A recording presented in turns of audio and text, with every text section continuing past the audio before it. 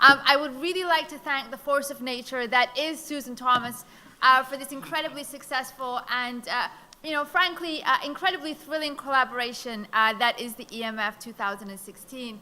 And more than anything, I would really love to thank the Batman and the Superman that is Jyoti and Unnati for their fabulous work in putting this incredible conference together on the ground.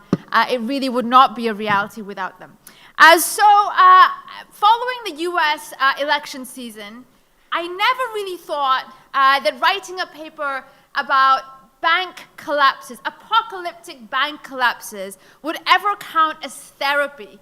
But working on this paper over the last 2 months or so has really been my one incredibly tenuous link to sanity over the last couple of months or so. So the question that's really been driving this paper is really to take a step back, right? Over the last 8 years or so, during the financial crisis, post-financial crisis rulemaking, is really to take a step back and to think about the incredible transformation that we've undergone in bank regulation over the last 8 years, and to really take a view, a sort of big global view as to whether or not the really high-level, really incredibly sort of powerful objectives that we had enshrined in our post-crisis regulatory architecture, how these are actually working out in the everyday grubby realities of rulemaking. Okay, so really to sort of have a sort of bigger look as to whether or not, right, the sort of big picture objectives that we have had in regulation and legislation, how these are actually working out in the everyday grubby, grimy, blood, sweats, and gore reality of practice on the ground. And in particular, right, the question that's been bothering me and sort of helping and that I've been working on is looking at capital regulation in banks more particularly. All the big rules that we put in place post-crisis to have banks keep a ton more capital in their coffers, how that is playing out in the Bollywood drama that is banking regulation in terms of who is actually supplying this capital in practice, and that's really been the motivation driving this paper. All right, so we know, all the sort of geeks in this room know, right, it's not news here, that banks suffered incredible losses following the crisis, right? The most obvious statement of the day. And this happened globally. Perhaps India was spared the worst of it. But of course, we know that the US has had its very own basket of deplorables, which are here, right? These are the banks that suffered incredible write-downs following the crisis, making significant losses. And this was really quite surprising, right? This was pretty surprising because, in general, US banks have been regarded as being really rather well capitalized prior to the crisis, right? We knew that relative to investment banks, US banks actually had a pretty decent level of capital relative to the requirements that they were subject to under the Basel capital rules, right? So US banks were well above the threshold that was required of them under the Basel capital rules. In addition, right, they were regarded as doing pretty well in this regard. And for those of you who don't speak Basel when you get home to your dinner tables, the basic principle underlying bank capital regulation is that banks should keep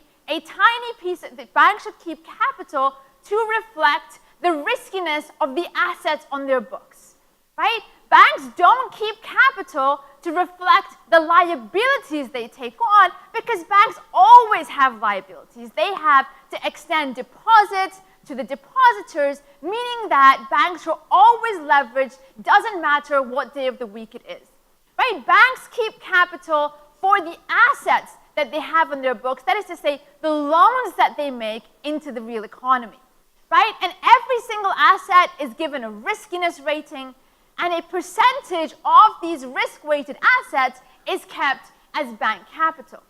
Now, in general, Basel I required that banks keep 8%, right, risk-weighted capital. 8% of that risk-weighted capital should be set aside for banks to keep themselves healthy and safe and doing well. And as part of this 8%, right? Just 2% of this 8% of risk-weighted capital had to be in the form of common equity, right? That is pure, paid-up common equity. The rest of that 8%, the 6% that's left over, could be in the form of other slightly more dubious asset types, right? Slightly more weird and dubious asset types, but 2% had to be in the form of decent common equity that banks could call upon to keep themselves safe in the event of a crisis. Now, Basel III and the post-crisis rulemaking has been a real paradigm shift in how we've thought about capital regulation, right? Following the crisis, we now require banks to keep a ton more equity capital as part of their capital base, right? We have taken a big step in terms of requiring that banks keep common tier 1 equity, 4.5%, not 2%, 4.5% as being the minimum in that regard. In addition, we have a number of different charges on top of that, 4.5%, that must be kept in the form of delicious, wonderful, tasty, fully paid up common equity. Right, and why do we have this? Right, the objectives underlying the move to common equity, building our walls of capital to make banks great again, of course, too soon, I suppose. Right, so we have, right, so building up our big walls of capital, right? The reason we do that under the Dodd-Frank Act is to fulfill two core objectives, right? That banks should be able to fail without causing a disorderly collapse within the economy, see Lehman Brothers. And furthermore, that if we are to wind down banks, after this failure, that they should be able to rely on this fully paid up capital to help resolve themselves and to come back to life and not to cause a chaos in the financial system. So really, to build a wall between the economy and the banking system and to allow for banks to be resolved. And this makes a lot of sense when seen from the perspective of sort of normal banking theory. But the question that's really been bothering me over the last sort of couple of months or so has really been to think about who actually supplies this equity in practice. Who is buying up the shares of these big Goliath, Godzilla banking institutions in our economy? And thinking about this question, I came across this literature on common ownership. Right? This literature on common ownership has been developing in the antitrust world that looks at the role of these big asset managers, like Vanguard, the pensions provider, BlackRock, the massive asset manager, $5 trillion worth of capital under management, State Street Capital, State Street Global Advisors, Fidelity, you've all heard of Fidelity, pension providers. These are the big asset managers that look after the retirement savings, college savings, fund savings, rainy day money, whatever, for corporations and people around the globe. And certainly in the US, they are big providers of the pensions that many of us have signed up for. And these common managers are very heavily regulated across the US capital markets, across the different publicly traded companies, and antitrust scholars have been concerned, right? What is the impact of this on sort of competitive practices in the economy? And so the question that I thought about was whether or not these asset managers are also involved in the banking sector, and to what extent this affects the kind of objectives that we've had to think about in the post-crisis Dodd-Frank Act and other legislative rulemaking. And so I thought I'd shock Susan as a lawyer, and I would collect some data. Susan is shocked. And in fact, my data collection took 2 hours, and not a single regression was run. So she's not that shocked. And so I looked at the sort of 25 publicly traded US banks that are subject to mandatory Federal Reserve stress testing. And looking at the ownership data of these banks, I was just focusing on those that had 5% or more block holders, right? Who are the 5% or more block holders in these banks? And looking at these 25 banks, 22 of these 25 banks had both of Vanguard and BlackRock as over 5% shareholders in these banking institutions, right? So 22 of the 25 had both Vanguard and BlackRock. 7 had Fidelity. 7 or 8 had State Street. And this was a 2016 picture looking at the proxy statements of these banks from 2016. In looking at the data from 2011, slightly different picture emerged. In 2011, Vanguard was a block holder in just 1 out of these 25 institutions, at that time 24. BlackRock was a block holder in just 10 rather than 22 of these institutions, State Street in just a single bank, right? So we've seen in the last 5 years or so a really significant step forward of these big asset managers, these big retirement savings pools, as coming to the fore as key shareholders in the banking system in the post-crisis environment, right? And that, I think, is kind of significant. Looking at these results, it really shouldn't be that surprising. These are big, thick, luscious pools of capital, right? And banks have needed capital over the last 5 years or so in order to be able to grow.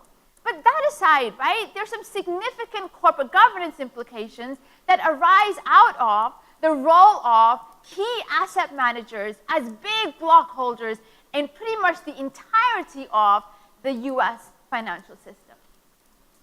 So in this context, sort of thinking about some of the corporate governance implications, there's a lot at stake here in making sure that the likes of Vanguard, BlackRock, State Street, Fidelity, and others are good at their job as corporate governance players in the financial markets. There's a lot at stake here, right?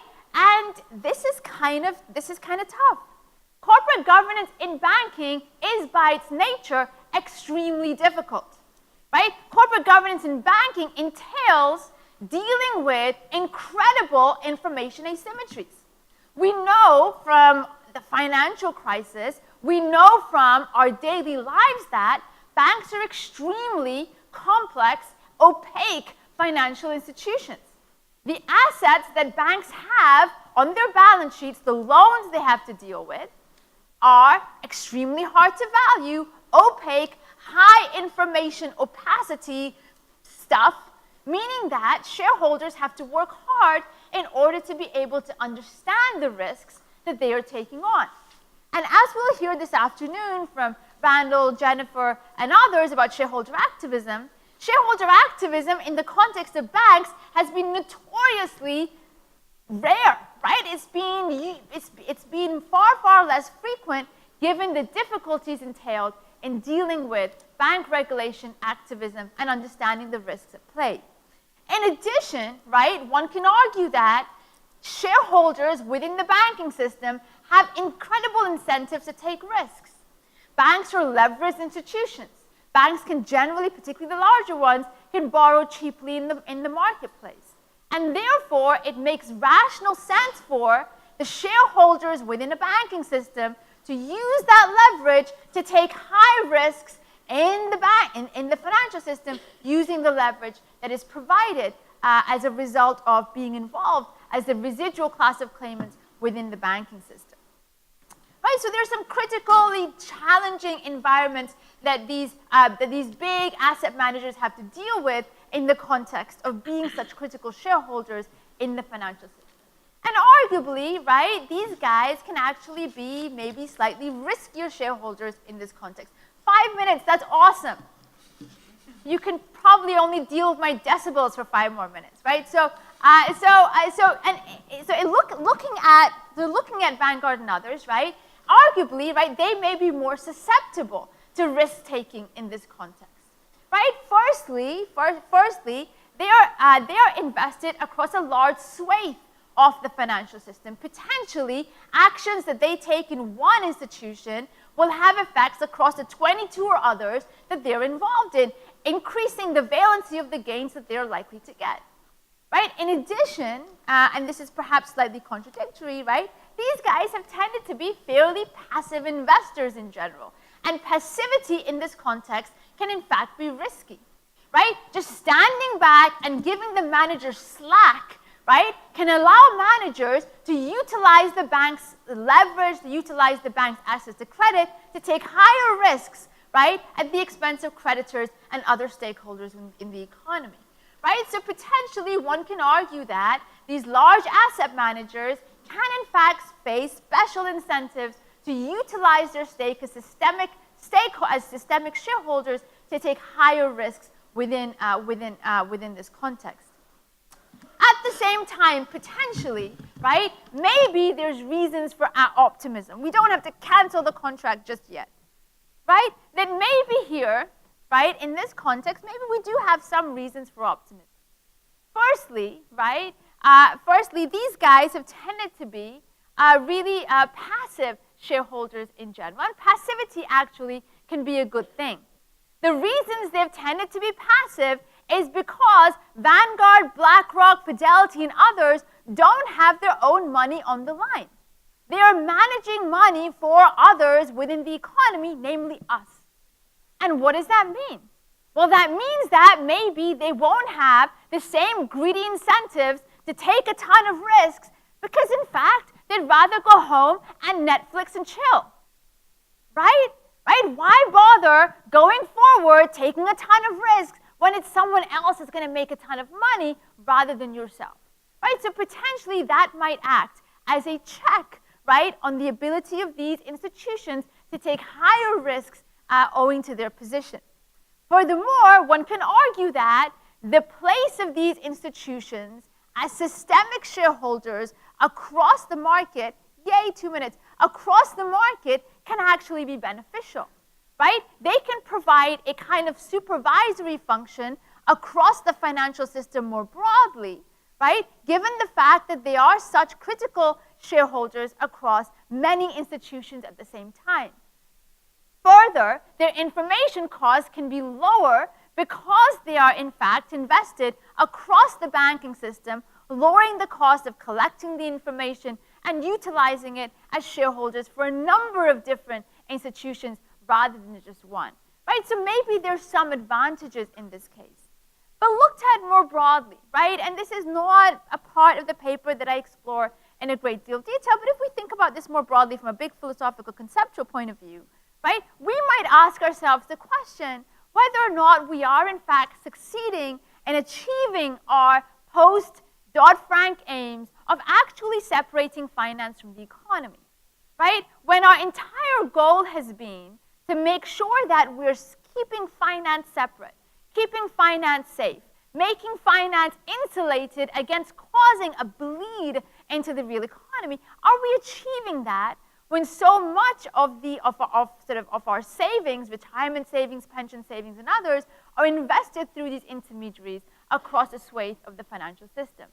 Much of post-crisis rulemaking relies on using equity, eliminating equity to make sure that we are resolving financial institutions and making sure that they can fail properly, right? Are regulators likely to think twice in bailing out or letting institutions fail if they know that those who are likely to suffer in this context are those who are invested through their retirement savings, college savings, and others using these intermediary investments in the banking system? And quite honestly, the answer that I have here is no. I mean, I don't know, essentially, and it's a question that I would love your help to think about. But you know, there's sort of number of issues here that really go to the heart of the rulemaking project that we've been involved in over the last 8 years or so in the context of banking regulation. So thank you all very much for your time, and I've stopped just in time. So thank you all so very much.